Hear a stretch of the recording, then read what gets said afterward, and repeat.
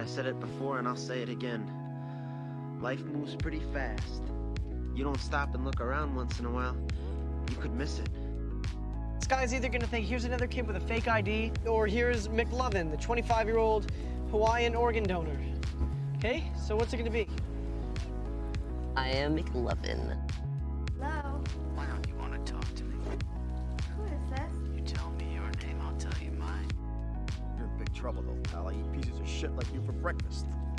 You eat pieces of shit for breakfast? I promise I will not kill you until you reach the top. That's very comforting, but I'm afraid you'll just have to wait. I hate waiting. Hey, welcome back to the J&Z podcast. This is episode 13. Lucky number 13. Is that a lucky number? I think so, especially with the movie we're doing. Oh, true. I'm really excited because this is the second time we'll have a guest on. Oh, yeah. A really, really great close friend of mine. And I want to start it off by telling a story. So if you'll take a step back in time with me, it is Halloween 2022. Is that the year we're in? Yes, that's the year we're in, 2022. It just sounds fake. It's like Blade 2049. Like, it just does not sound real. Yeah.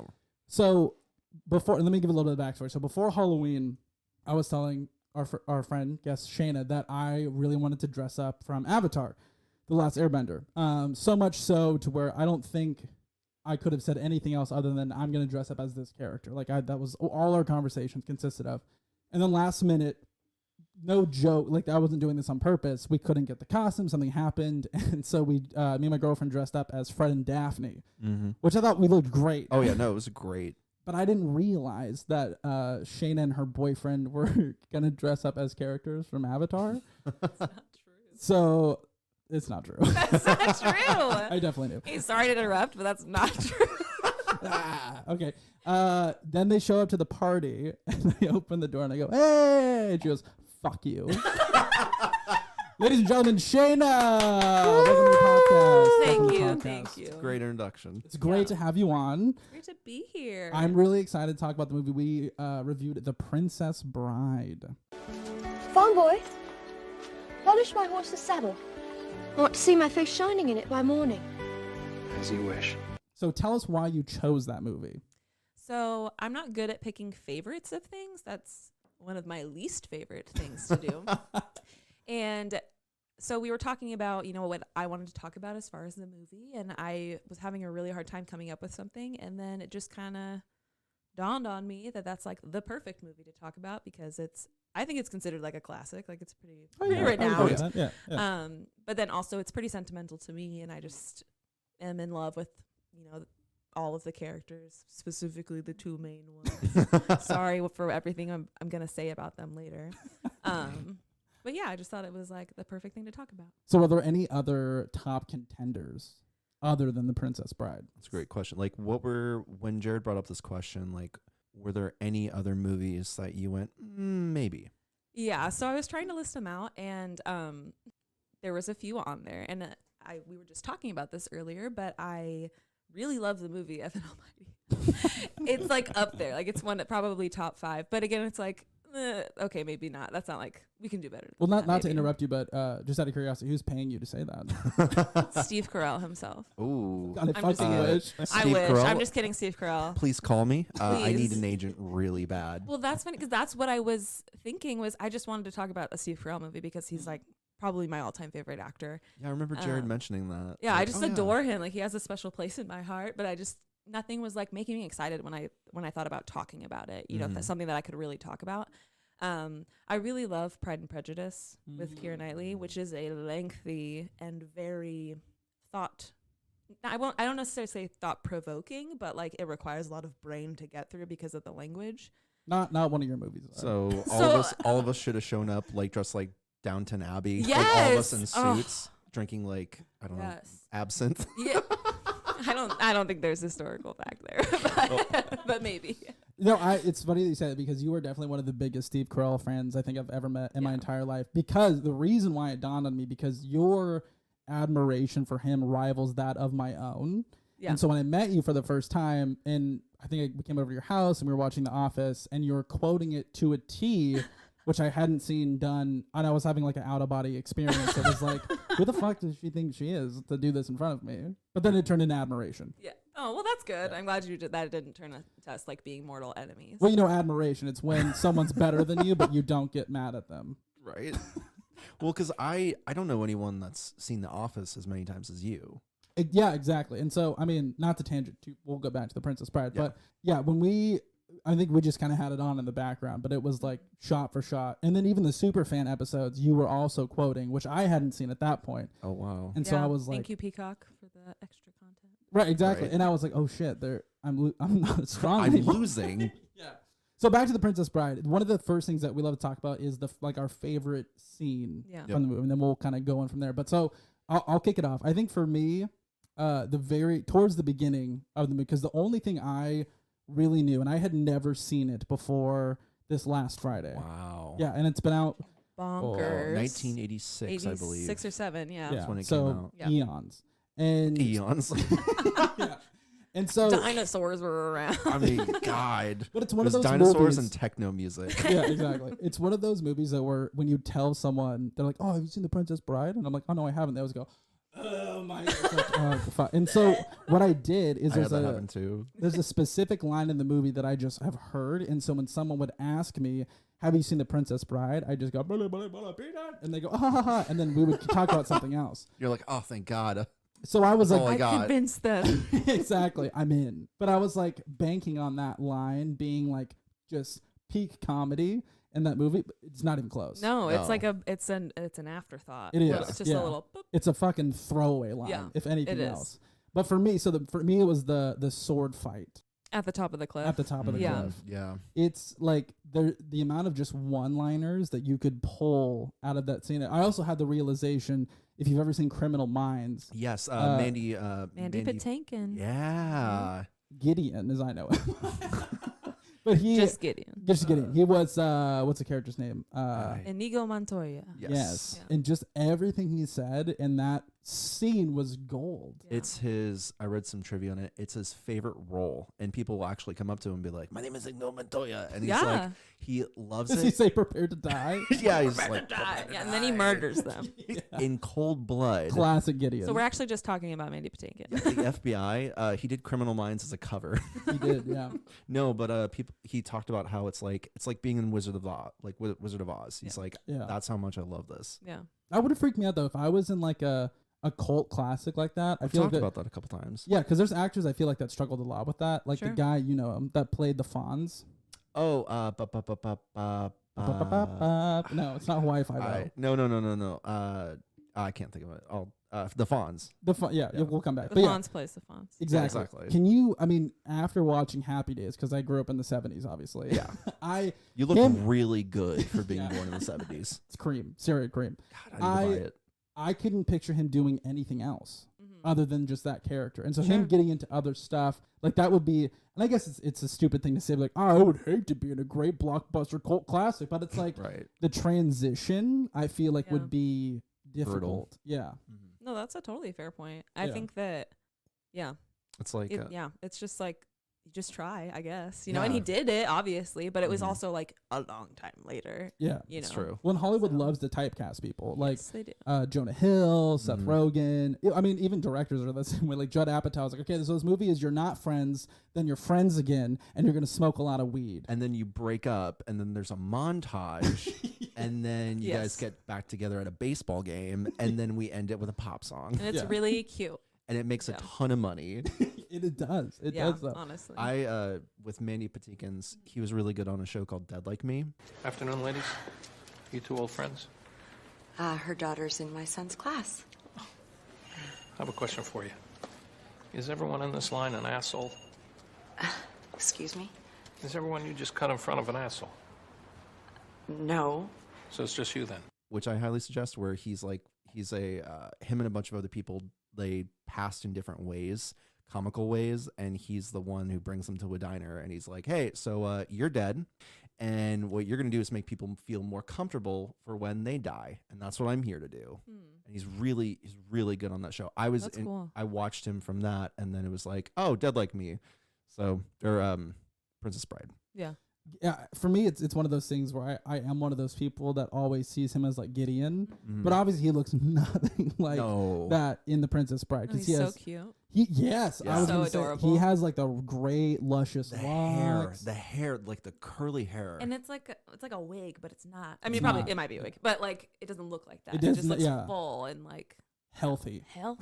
Yeah, so healthy. It is funny that you said that about that your favorite moment being that, because I really like that moment too, because he's sitting there and it like gives a chance for the characters to breathe, where it's like he sits there and he talks about like, you know, I'm not going to kill you yet. Let me tell you about like what I've been through. Yeah. And then Carrie Elway's this character is like, all right, I'm going to listen to this and then we'll get ready to fight, instead of some movies where it's just like, no character, I need to kill you. Exactly. So that was my favorite scene, because it was like, okay, even if I walked into this movie without watching it, I'm like, this makes sense. This is this character, and they're getting ready to fight, but they respect each other. So it kind of reminded me, like, as a kid, I hadn't seen this until I was in middle school, but I'd watched the Mask of Zorro as a little kid. So like that whole like respect. I've done this so many times. I'm sorry. Mamma mia.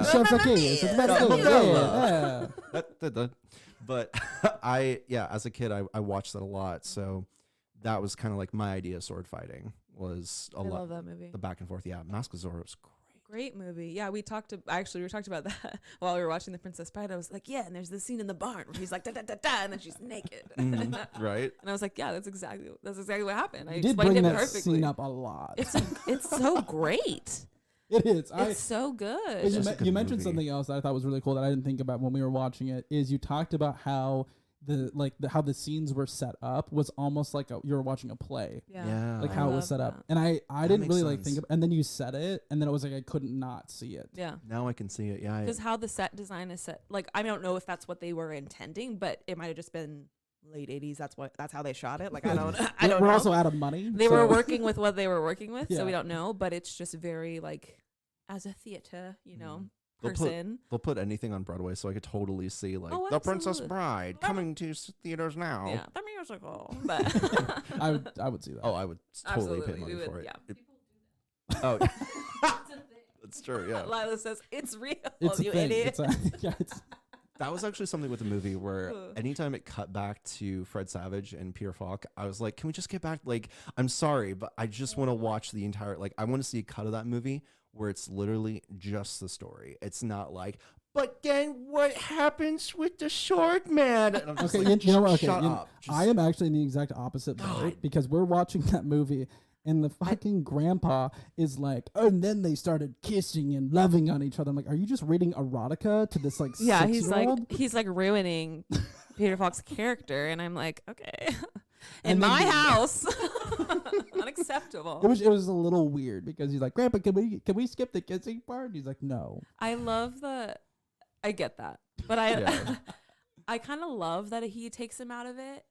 I don't know why. I think it's just like because like you watch the kid kind of get more and more into the story. You're also getting more and more into the story. True. So it's like when he does pull you out, like you even said it one time while we were watching, you were like, oh shoot, I forgot that this was a story. Like, you forget. And then Absolutely. when you go through certain parts of the movie, like the fire swamp, it or when he's in the like machine of death or whatever that thing's called, like it's a story. Like it's supposed to be like that. You kind of get to lean into the magic of it all a little bit more. Yeah. Yeah. And you bring up a really great point I want to talk about, but I want to get back to everyone's favorite part. But I want to ask you first. So Go for it. Czar is famously terrified of rats. Oh, God. Oh, no.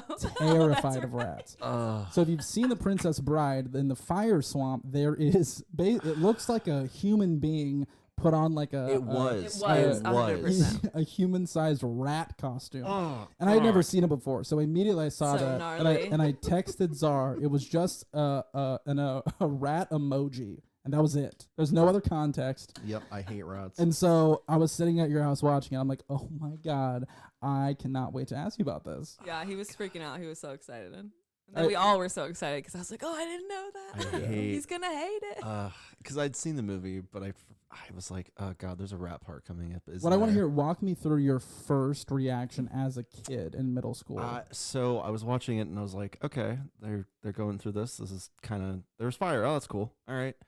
Oh, no. What would I do in that situation? Probably throw up. piss myself. I think you just faint.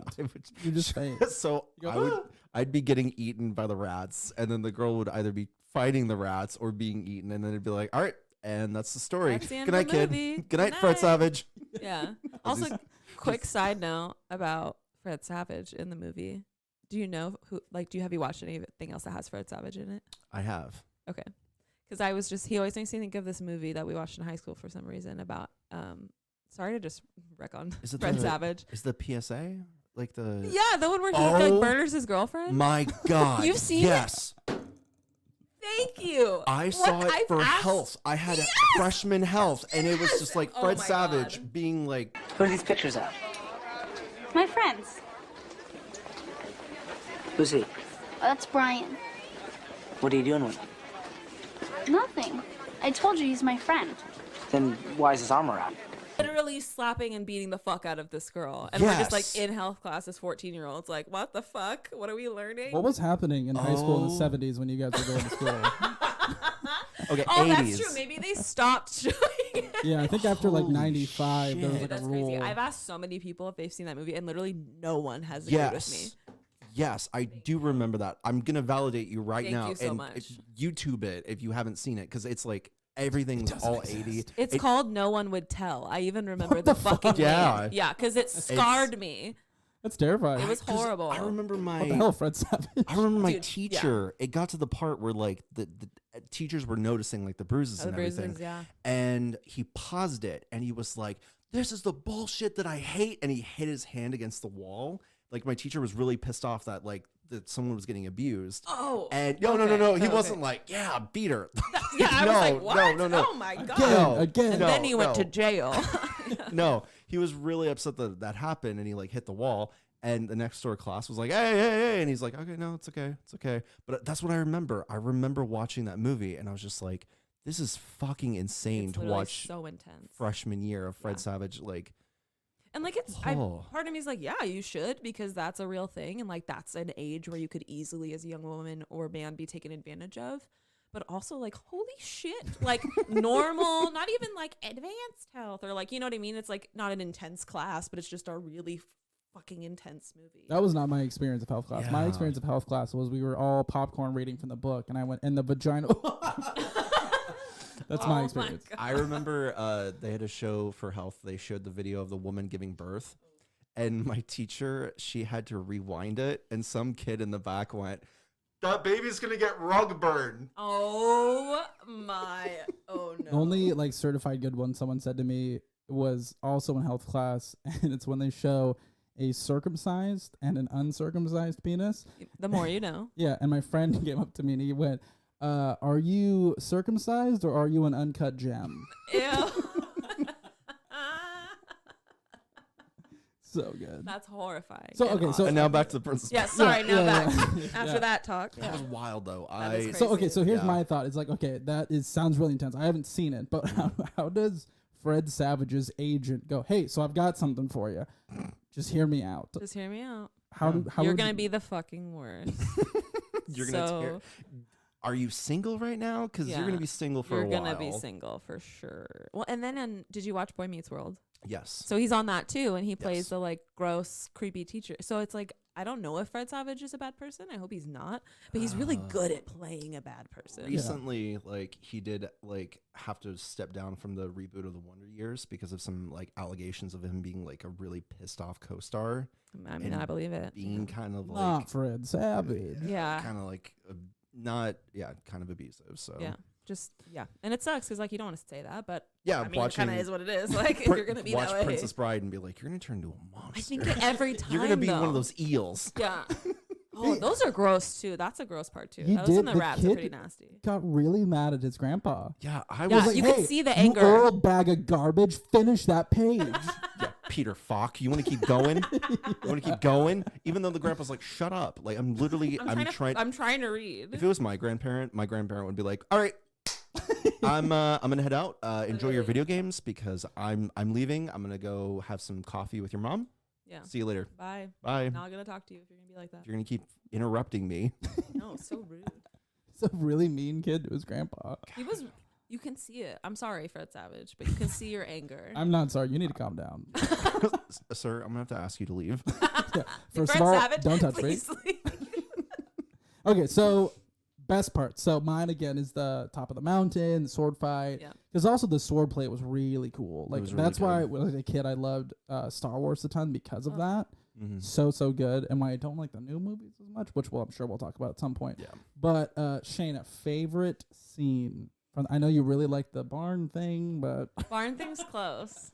We The all love the barn barn thing. scene. So there's a scene in the very beginning when they're just like he's introducing their love, and he says they're in this little like room in the barn, and he goes to leave, and she doesn't want him to leave, and she's like farm boy, and then asks him to grab something that's like right by her, Mhm. and he like gets all close to her, and then like takes it, and then puts it down, and then just whispers as you wish. And it's basically like, the scene. ooh. Yeah, the scene is It's like so steamy. It's you're so just watching steamy. it in the background. There's sexual tension. Literally so much sexual tension. They actually, I read IMDb trivia. The Carrie Elways and her, they actually like were into each other. I'm like, sure they were crushing on each other. How could you look at that? Anchors away, Oh, yeah. Captain Obvious. That's what I'm saying. Like, look, how could you not? They're both beautiful. They were definitely not hard to look at. I'll say No. that. That Yeah. helps. It is really funny that scene in particular though, where she like needs him to grab something and she just like points, Yeah. like, but like stares at his mouth as she's Yeah, it's like so sexual, and it's Yeah. just, but I don't know. And Fred It's just so Savage good. is like, Grandpa, read that part again. I like that. Grandpa, please. Yeah, and he's like, next week I'm gonna come by with 50 Shades of Grey. Right. So okay, so is the barn your favorite scene, or is there another one? No. So my favorite scene is it's shortly after he's got her away from the whole wine thing. So Okay, they're yeah. like trekking over the mountain or over the hill, whatever that thing is. And they what does he say to her? They're like talking, and she's like kind of being like feisty at him because she thinks that he's Dread Pirate Roberts and blah, Yeah, blah, and blah, she doesn't like know all who he that is, thing. She yeah. doesn't know who he is, which is like, you don't know who he is. Yeah, Like, right. do you hear that voice? Do you see those lips? Look Like, at that come on, mustache. girl. I don't know this person. Yeah, like you want to know that person. Okay, sorry to just make that so obvious. No, You'll no, have no, to you're cut that later. Is the scene where so they're on there and she's like kind of yelling at him and he's making fun of her and she says, "You mock my pain," and he says, "Life is pain, Highness. Anyone who says otherwise is selling something." And I just love the like veracity behind how he says that line. That's just like he's pissed. Yeah. You know, like he's very upset. He thinks that she left him and like gave up on him. And he's like wants to give her a hard time about it, you know? So it's like, but then also what I think he says is valid is that it's like that's what it is, you know? Yeah. We do our best and we try to do all these things, but like being alive is feeling, and more than half of that is pain, you know? So it's like, it's just so, ugh. I absolutely agree. Very well said. I think that part for me was probably like the second best. I just really like the weightiness from the beginning of that sword fight scene, because I was thinking to myself the whole time, I'm like, holy shit, is this like, are they trying to be funny? Is this supposed to be serious? But then after a while I was like, okay, it's obviously supposed to be funny. So Right. I'm curious, you said you also like that scene, but what is your favorite part from that movie? So I think that my favorite part of the movie is that scene because of the backstory of Enigo Montoya. The whole like, you know, how many fingers do you have? And he's like, oh, I got 5 fingers. And he's like, oh, well, I'm looking for a man that has 6 fingers. It's gonna suck to kill you. Yeah. And Carrie Elways is like, I really don't want to die, but you have to die. Yeah. So I really liked that scene and the scene with Andre the Giant, and just like, okay, I got to use my brains, I got to use my brawn, I got Yeah. to use everything I've got Yeah. to try to win out of this situation. Yeah. And you also have the inconceivable line that I've had people say at me and be like, yeah, you get it? You get it? I'm like, I have no idea what you're talking You're like, about. inconceivable. Oh, or marriage. Marriage. Oh my God. Oh, I've that's heard, yeah. I always forget that's in that movie. I always forget, and then it comes up, and I'm like, oh, I have heard Aw. it so many times. so dumb, and I love it so much. It's, I was watching the movie, and the old lady that yells boo. I love her. Is it the lady. girl with So the great. crazy like The eyebrows? Yeah. Oh, she scared the shit out of me. She's I- freaky Yeah, looking. Jared left the room for that I scene. did. I went ew, and then walked away. I want to be that old lady at events and just be like, boo. No, that woman rocks. Like, yeah, Oh, yeah, you she's get it, awesome. Tell her, Cojones tell on her her. fuck off. Yeah, sorry, I don't know what I'm supposed to No, say. I go was worried for about it. Bessie. Yeah, no. Fuck you. Yeah, exactly. Buttercup, you're just gonna be. Yeah, how dare you? How dare you go against your love? Side note: the scene where we were talking about this when we watched it, but where she says like, "You promise not to hurt him" or whatever, and he's like the look he gives her, and he's like, "Are you fucking serious?" Mm-hmm. Like. No, this is the whole point of me coming to get you. He's just so upset with her, and fuming. I love that because it's like that's not what he wanted. I don't want that. I just want to be either together or not at all. Yeah. You know. So one of the things that I would love to talk about next, because we've talked about this in a couple different movies we reviewed, is what is happening in the writers' room. Oh yeah.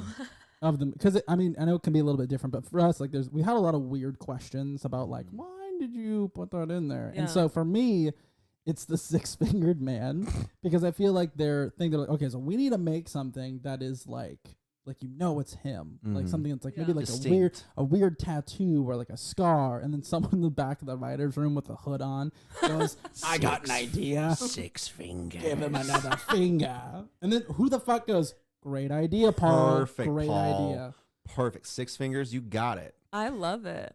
Oh yeah, no. I fucking love that. But It's that's so iconic now, true. yeah. It's so random. It's so weird. But it's like it's kind of good though. I feel like because it's so subtle. Yeah. You know, It's- like you have to look at it for a second. Like, what's wrong? What's going on with your hand? I think my No question. offense to people that have 6 fingers, but it just looks different. You know. You're weird.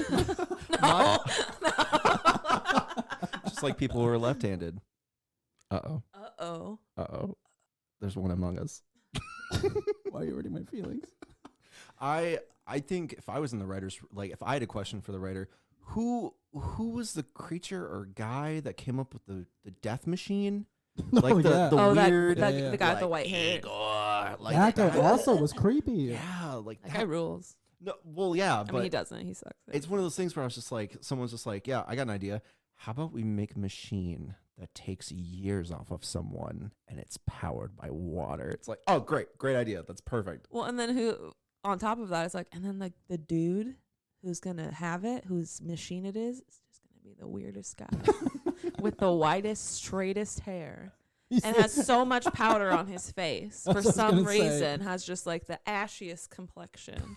They're like So they're funny. filming it. And they're like whiter, more powder. He looks more like powder. he got into a bunch of glazed donuts with his lips. No, it's just a bunch of cocaine. That's what I was. Yeah, that scene really irked me because like that's kind of my thing. It's because we're gonna watch a lot of scary movies this October, which I'm not excited about at all. hyped. I'm But, so yeah. excited. Boo! But Yeah, count me out for that. that old lady with the eyebrows, I was not okay with. And then this guy who comes into like the cellar and he goes, and he like walks over, and the guy is so calm. He's laying on a death machine. I'd go, what the fuck? And I would freak out. I would not be okay. No, you would die of stress. Yes, Then on the literally. table before anything happened to you, you'd just be like, I don't know, boss. This one just fucking died. Just died. If I saw that dude like healing my open wound, I would go, just faint instantly. Because he's really calm. He's like, what are you doing? Oh, I'm cleaning your wound before you die. And he's like, all right, cool.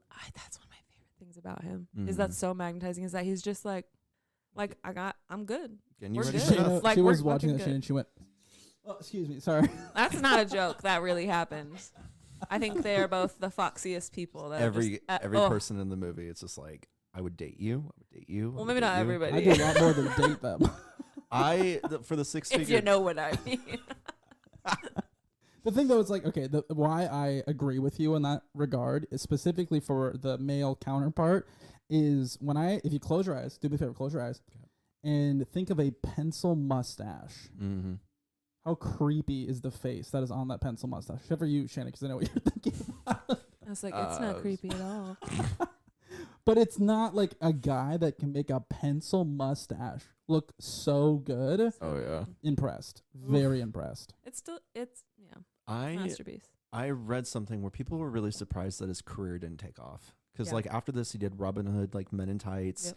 He did Liar Liar as the stepdad. Really? The one that's like, oh, the claw. The claw's going to get you. him? Yeah, that's him. Wow. He was also I didn't make in, the connection. in Twister. He's now I didn't know he was in he's now Twister. in Stranger Things, one of the newer seasons of Stranger Things. But like Oh, everybody shoot, was I like, didn't know that. everybody was like, God, kind of wishing that like his career took off. I 'Cause agree. He was so good in it because I was watching it and I was like, it kind of reminded me of Leonardo DiCaprio a little bit. I could see that. Just a boyish type of charm, but I was like, no, this guy, yeah. Carrie Elways, just knocks it out of the park. Like I wouldn't. he is. I wouldn't say agree. boyish charm. For me, it was like he was just very naturally charismatic. Mm-hmm. Well, and like, but just so confident or like Yeah. assured, like steady, Self-assured, very yeah. steady. Yeah. In all like facets of whatever that means. Yeah. And that's so very. It's just that's nice. Yeah. The thing I liked about the movie is it felt like everybody was on the same page. Like Yeah. everybody knew what they were doing. Yeah. And Andre the Giant said in an interview, because someone asked him like, "Oh, what was your favorite thing about making it?" And he's like, "No one looked at me different. Like everybody looked at me like no one was looking at him like, oh my god, the giant's in the room. Everybody was like, no, you're a character. Like you're one of the henchmen. Andre. Yeah. Like, hey, bro, do you want to go drinking? Yeah. Let's grab a beer. To be honest, like, what are they going to say? Like, you're great for this movie because you look weird. Yeah, because you're strange. Because you're literally a giant. Those three henchmen, though, one of the first. I want a things that- movie of just them. It's true. Yeah, like a knockoff. So the bald guy that's kind of like the boss of the three. It's like Vincini or something like that. Yeah. So the first thing I realized was like, oh my god, that is the principal from the Goofy movie. Same voice. Oh my He goes, god. Science slumber parties. And I couldn't take him seriously Classic. after that. Oh my Another god. wonderful movie. Oh, It's a yeah. great movie. Yeah. It's so funny too because not to tangent, but I was talking to my mom about this. I was like, yeah, next year for Halloween, I'm gonna go as Powerline, and I thought it was the coolest thing. And she's like, So no sick. one's gonna have any fucking clue. Oh what hell the- yeah, we're yeah, gonna no, know what you. Oh Yeah, no, we are. Powerline, baby. Oh yeah. There's no way. There's no way. Yeah, it's so iconic though with the hair and the Mhm. like the line, the like whatever he's got going on. It's very specific. It is. I was thinking about something with this movie. I feel like with this movie and The Sandlot in particular, if you've seen this movie as a kid, I feel like a lot of people really have that attraction to it, where Mhm. it really is like a staple of their childhood. Yeah. But I feel like there's a lot of adults that if they watch this as an adult, they'll like it, but they're not going to have that nostalgia around it. Sure. Like for myself, I'd already seen the Lord of the Rings movies before Mhm. this, and like the Black Cauldron and Labyrinth and Legend. Yeah. So my idea of like fantasy was like, all right, so when are the orcs showing up? Yeah. Okay, no orcs are showing up. Okay, so when do the like the superpowers and like the magnetism and, Yeah. and the wizards? Okay, no wizards are showing up. I see your orcs and I raise you rats. Exactly. Fire rats. Fire rats. But I personally think that with this movie in The Sandlot, if you've seen it as a kid, you have more of a connection to it, which is great. I don't know why you feel the need to drag The Sandlot into this because Well, I feel like with The Sandlot also, it's one of those movies where it's also really quotable, and for a lot of people, if you see it as a kid, there's more of a nostalgic like connection to it. I just think it's a great overall movie. Yeah, I don't know. I don't know where yeah. I stand. I love The Sandlot, but I don't watch it very often. Like I'll watch The Princess Bride more. Like I feel like myself want to see other movies besides. Like I don't really. Yeah, I don't That's know. another. So it's not like a repeat movie. Like let's say you are a little bit under the weather, you're on the couch, you have a bowl of ice cream, you're just vibing. You don't put on The Princess Bride. I mean, The Office is on in my home constantly. To be honest with you, so Solid. Like literally constantly. It is hard to compete It's with not that. a joke. For me, I kind of agree with you. I think that one of the big factors I was lacking was the nostalgic piece. It did a really great job. Like one of the things that I always like will judge movies on is if I ever check my watch. Right. So like I love Batman. I love Batman. Like there's literally comic books on the table of Batman. Yep. The newest movie, way too long. Oh yeah. Like we talked about it in the It's podcast. like a 3-hour movie, isn't it? Way too long. I Way too long. had to pee like right in the beginning, and I thought my bladder was going to explode by the could've end. died. I honestly, great death. Yeah. But this movie, I never thought that. I never was like, oh, what time is it? Blah blah blah. It just kind of like went by. Yeah. And I that has to mean it's fairly decent. Like it held my attention because I do have ADHD. No, I would agree with you. I think it's a movie that really it held my attention. Yeah. I think the only thing that I thought was it didn't really kind of hold me as much is I got a little bit lost in the dialogue. Which Yeah, because we don't have subtitles. I have to watch with subtitles. I'm deaf. I can't hear. No. Not if I'm eating popcorn No, and especially- commentating. I need to read it. Characters are whispering. I'm like, I have no clue And like what Enigo you're Montoya, saying. he talks like this, and it's like very quick and low, and it's like, how am I supposed to hear that? He doesn't sound like that. I'm sorry. But I no, apologize. it's That's totally not sorry, accurate Mandy, at all. for I'm sorry. That was not. That didn't do it. But had you're justice. exactly right because I was sitting there and like whatever you're doing, it sounds really cool. I have no clue. And that's what I was thinking. I was like, he's not gonna fucking know what's going on because you have to hear it. Like you have like the whole story of like the whole Dread Pirate Roberts thing. Like you don't know that exists unless you're listening like intently. You don't really. I don't feel like you really just get it. No, you know, it's just like, oh, I don't know, some guy in like a really gay costume showed up and then like beat all these dudes up. I really liked Billy Crystal in this movie. Them reviving him. The couple. Like, such a great cameo, like random thing. The director actually had to walk off anytime they filmed it because he was laughing too hard at Billy Crystal, like grabbing the dead bodies and be like, "Hey, grab him over here!" Like, how much for the dead body? So done good. a lot more for a lot less. Yes. Oh God, that was really good. That was a great scene, especially have fun storming the castle. Think they'll live? That'll take a miracle. Bye. My dad says that to me he would say that to me like every time I left the house when I was like in high school. Think it'll work? It would take a miracle. Bye-bye. Have fun storming the castle. That's classic dad. I love it. It's so funny. He still does it, but yeah, it's fucking hilarious. For me, the scene that made me think of a different movie was specifically the sword fighting and the road to El Dorado is what I thought of. Just the banter while sword fighting is happening. It's like a dance and an art, and it's just more than just like, I'm gonna fucking kill you in the grossest way possible, which I feel like is what it is today. Yeah, which is just like, how gross can we get? How scary and nasty can we get? Versus just like, I don't really want to kill you, but like we're on opposing ends, so like, let's go, you know? That it gives me so much respect from an acting standpoint because it's like, okay, memorize these lines. Already can't do that. And then like, I'm out. Yeah, it's like, okay, now I want you to just do like a light jog around this set. Okay, also can't do that. And then it's like on top of that, here is the choreographed sword fight you're gonna have with this other person. That's a solid like 5 minutes. Yeah, and then it's like on top of that, you need to know when your lines start after theirs ends, and you have to hit your mark. So it's like, I step forward here, say this line, step back. Yeah, the whole thing's timed. Well, and there's that one part where they jump onto that thing and like grab onto it and swing. Those weird little swings for no reason. Those are so sick, though. I love it. It's so unnecessary, and it's just like, yes. Yeah, I love the this drama. This is ridiculous. I love it. It's so good. Give me more. I want to do that. I want to just like flex on somebody and do 2 spins after they did one for no reason. It's awesome. It is what I found interesting. Maybe you guys can explain this to me. And maybe this is just my Quentin Tarantino frame of mind. Oh no! They finished the sword fight, and I'm like, okay, cut his head off. And he just hits him on the top of the head. Kind of movie. I can kind of relate to that though. Just like talking about it before, growing up with Lord of the Rings, I'm like, all right, so when do the ring wraiths show up?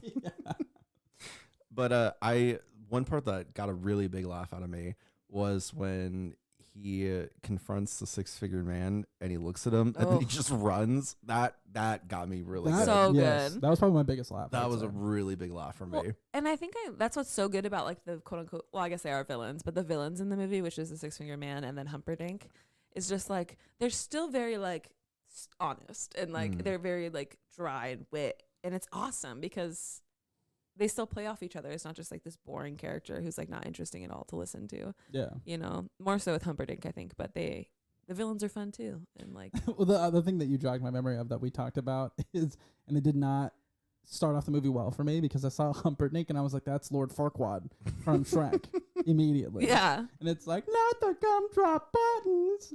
It's the spitting image. He does look just like him. He really does. He came well before though, like a solid at least 13 years before. Yeah. When was Shrek released? Shrek was released in 2001. Yeah. So sorry. So Humperdinck was the short bald guy, right? No. He was the Humperdinck's king. the prince. Sure. Prince Humperdinck. Chris Sarandon. Yes. Is that Susan Sarandon's son or brother or husband? It might be. I just know him from Fright Night, where he was a vampire. Yeah. Of course, I'm just like, horror movies. I like that you don't know the name of the character, but you know the name of the actor. Oh, I do. Yeah. That's a lot of people. That's the case for a lot of people. That is not my case. Yeah, not your case. I did like that the short guy, the guy that said Inconceivable, that when he died, he actually died. Like I was expecting him to show up later on in the movie, and I was like, oh no, he's literally just dead. They play by real rules.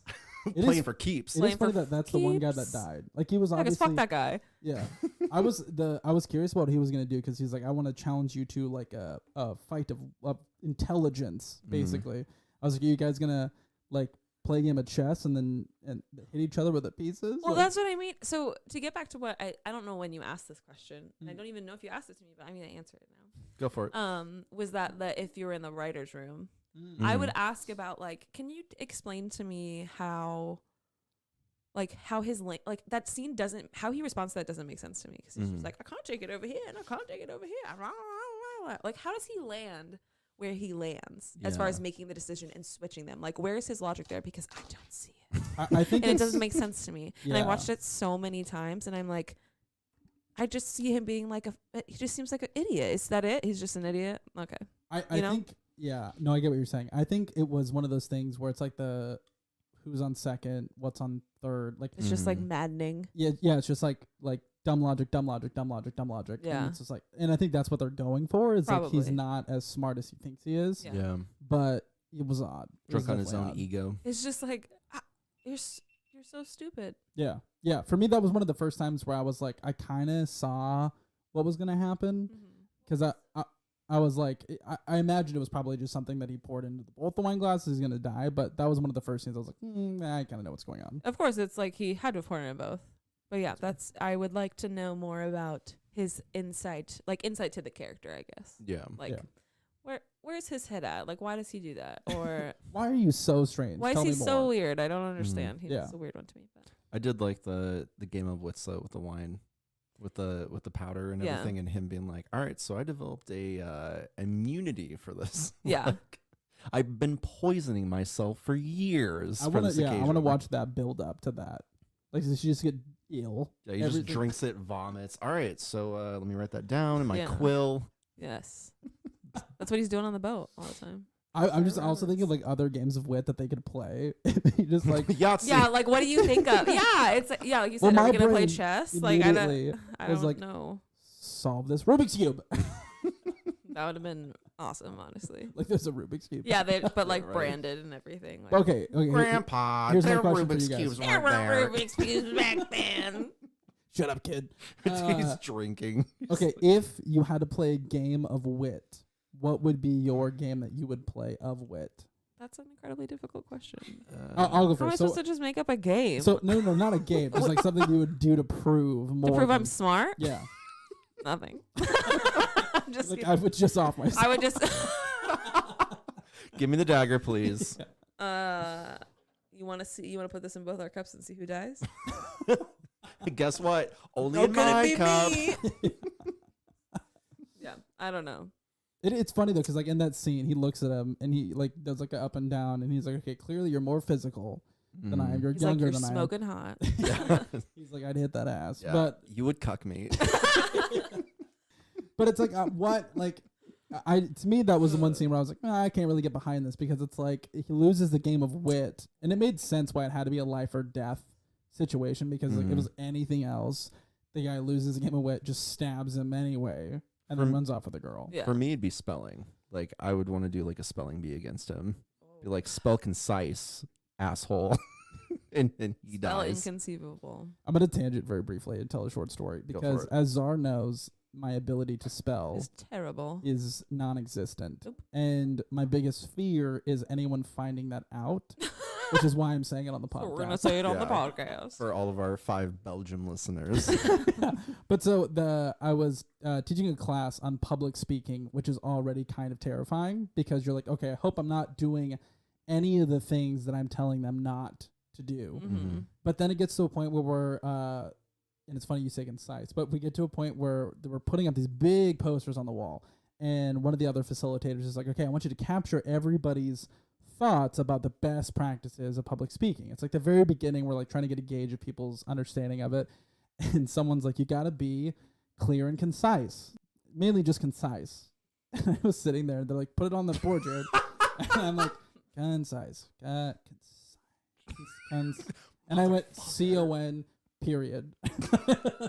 No. Yeah. Jared, no. Yes, yeah. There was a lot of Concise? abbreviations that were happening during that activity. That con is not that's not an abbreviation for concise. Continue. The amount of sweat that poured out of my body. When Jordan said, Peele gif of just sweat. Yeah. I was like, something spelled. No, that's not going to happen. I would do anything else. other than spell. So if it was a game of wits and they were like, spell this word, you're like, I'm sorry, but I need to die now. There's no way. Yeah, if somebody gun to my head and said spell concise, I'd say pull the trigger. So if there was a gun to my head and they were like, you need to spell restaurant, you'd be like, I love you, Czar, but it's going to be the Jared podcast. I go, hey, look at me. Hey, look at me. Just you and me, buddy. I love you. I love you. Look at me. Don't look at me. It's just, I don't know. It's like I've always struggled with that. That's like my kryptonite is I just cannot spell. And like working in a corporate environment doesn't help that because you don't need to know how to spell. You know what I mean? I mean, maybe you do, but. Sorry, what? What do you mean you don't know how to, what? I don't, you need to elaborate on that. There's a lot of, hey, Jared, will you send me an email? I'll give you a call. Oh my God. He doesn't know how to write. That's why he's doing a podcast. I'll see myself out. That's why it's called the J and Z podcast, not the Jared podcast. Like, sorry, I need someone to just write for me. Well, so game of wit though for me, obviously not anything spelling, but I love chess. Yeah. But then it's like exactly. I was thinking, oh, that'd be cool if they did. No, they wouldn't. The only person that would think that would be cool is me. I mean, I think it would be cool. I think it would be cool. I'm just super bad at it because I don't see You'd things. have to teach them chess first. That's what I mean. Okay. Yeah, they're like, I don't know how to play that. That would be kind of funny though if he's like, okay, sit down. So this is how the rooks move, and this. Why does he sound like this? I don't know. He has a great voice though. Yeah, he definitely has done a lot of cartoon voices too, which is pretty cool. Yeah. So one of the questions I wanted to ask you, Shayna in particular, how does this movie rank amongst other 80s movies? Like favorites of yours or like favorite 80s movies specifically? So to be honest, like I don't have, well, no, that's 70s. I don't know a lot of movies that are that I'm not aware of many movies that are in that genre that I'm, like I don't know. You don't casually sit around and watch 80s movies all the time? No, like I've seen some that I would, like in my head I would classify as like classic 80s movies, but I don't really know what year they came out, like Breakfast Club or something like that. That was 80s. You know, Yeah, which is like, those are classics. Like I like that kind of stuff, but yeah, I don't know. I don't find myself watching it. So I think The Princess Bride is like, it's pretty freaking up there. Well, that's the thing too, is yeah. like because it's so far up there, it probably also blocks everything else out. Yeah, I just watched The Princess Bride over and over again, and I don't watch the other movies. Yeah. What about you, Zar? Do you think like in terms of other 80s movies, how would this rank? I think that it would probably be in the mid range.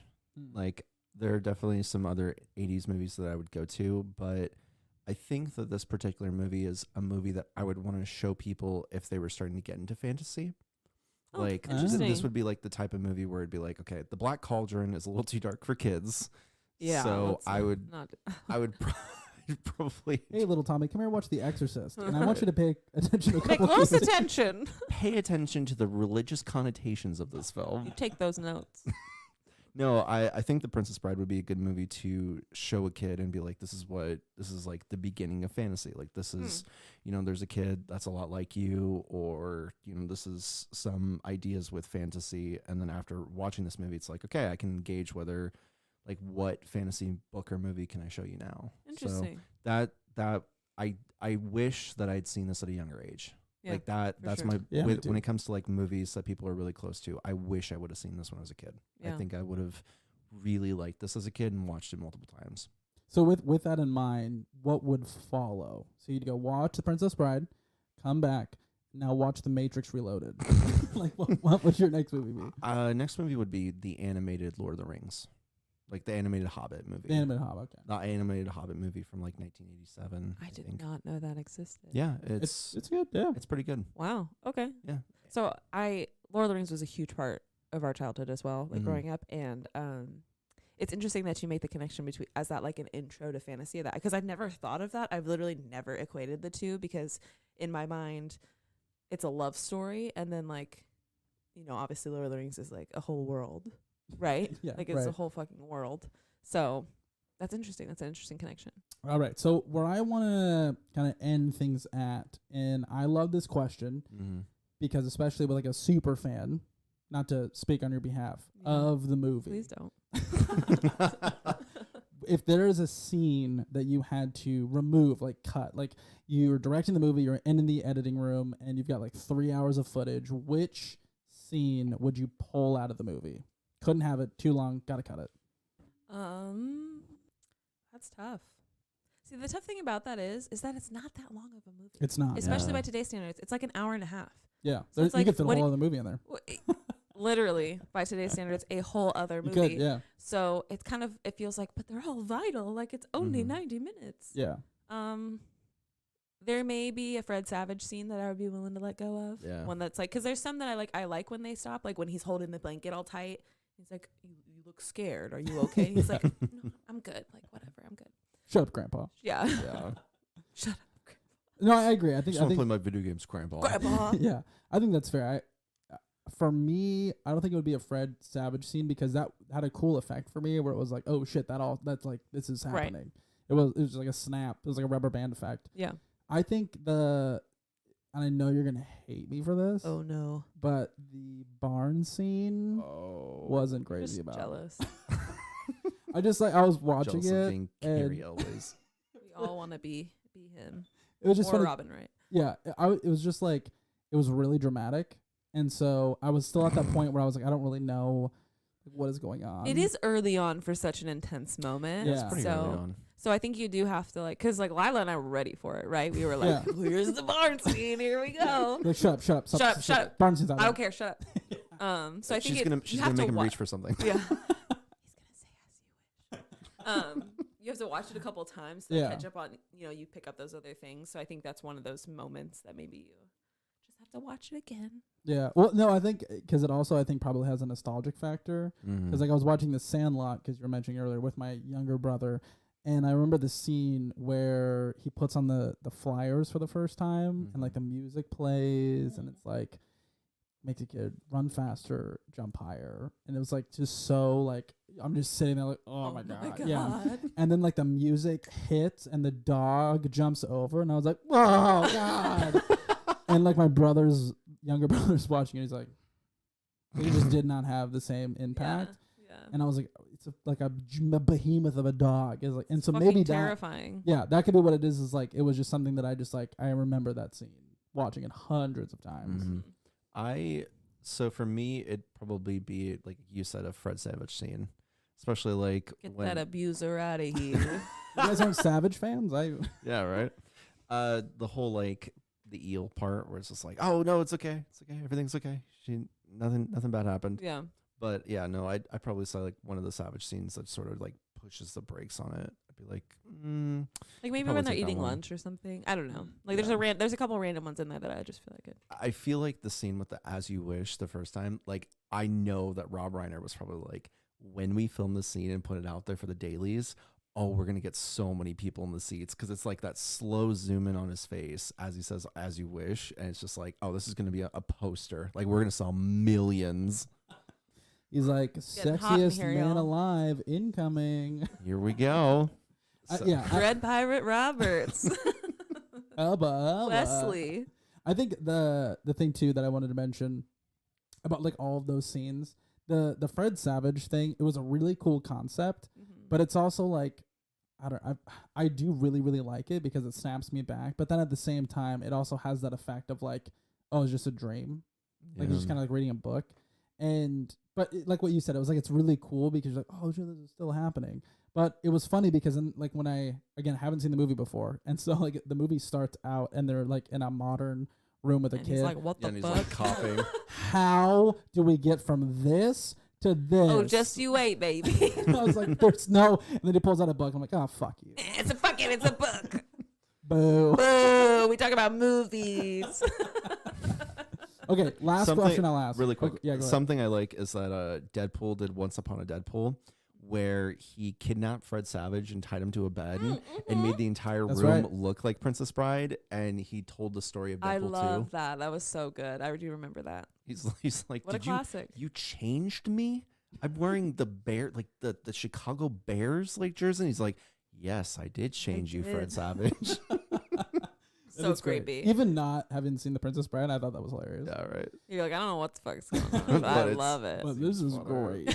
Yeah. Okay, so I know this is a hard question to answer. Also, I love asking really hard questions, apparently. But so again, tonight on 60 Minutes. Yeah. Yeah. So thinking of a scale of 1 to 10, 10 being the best motion picture I've ever seen in my life, cry every single time I watch it, to 1, I could give 2 shits if somebody burned all the footage, never could find it again. I'll go first. For me, I would say it's probably like a 6. Like, I didn't hate watching it. It held my attention, like I mentioned before, but it's not like, I don't know if I could see myself coming back to it. The one... I'm just looking at Shayna because she's staring at me.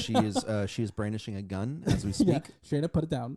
But the one thing I want to give the movie huge props for is its special effects, especially for the 80s. If you think about other special effects movies, like The Terminator, was great. Like the puppet Arnold thing that they did. You watch it now and you're like, this is ridiculous. But back then it's like, but like, it's not though. So for that time period, the like fire swamp and all, like having Andre the Giant there and all the stuff he did, like the special effects was amazing. Well, yeah, the big, and he's like the big thing at the end. He's trying to be all spooky and scare the guards away. Yeah. He's like, that was actually kind of freaky. It was scary. I would fucking run. I'd be like, hell no. I would see love that the last guy that's like, oh shit, I'm gonna I die. have the fucking key with like his going beautiful back and red hair. Yeah. Shout out to that guy. Nice hair, buddy. Yeah, great courage. Everyone in this movie, you're like, wow, nice. You know what? It's not my fault that they picked just some beautiful people. I would swipe right on Tinder on the entire cast. Swipe right, I would super like. That's funny because I don't use Tinder, so I don't know what that means. Okay, 1 out of 10. Sorry, 1 out of 10. I would say, I would give it a 5.